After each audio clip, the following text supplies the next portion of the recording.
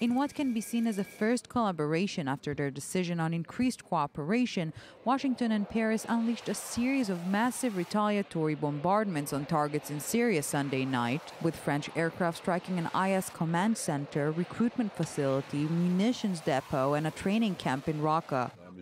France has always said that given the manner in which it has been threatened, not only threatened, but attacked by Daesh, it is completely normal that the country would take the initiative and, as a case of legitimate defense, take action. We have done this in the past, and now we did it again today, because, as you know, Raqqa is the command center of Daesh.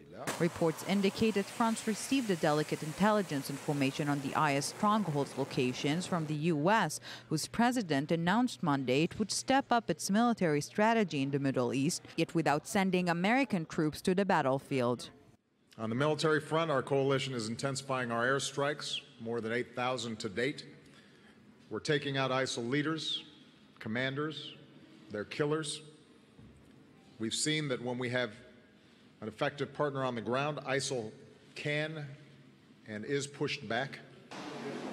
Meanwhile, on the sidelines of the G20 summit, Russian President Vladimir Putin met with Saudi Arabia's King Salman, who already sat with U.S. President Obama to discuss a resolution to the Syria crisis. Riyadh is a vocal opponent of Syrian President Bashar al-Assad, who is supported by Moscow, and stressed time and again that Assad's removal is an essential factor in the aim of eliminating IS. But the Syrian president might not be granted Russian support forever.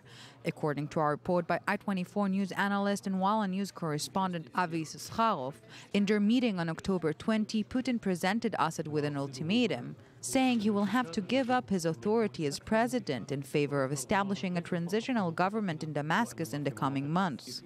If Assad will refuse to do so, according to the report, Putin will drop his support for him. And indeed, one of the only remaining setbacks of the Vienna talks on the Syrian situation is Assad's immediate future. While Iran insists he will remain president in any case and at any cost, Russia is pushing towards a gradual resignation during the transitional government phase, a move the U.S., especially in light of recent developments, seems to be convinced is best.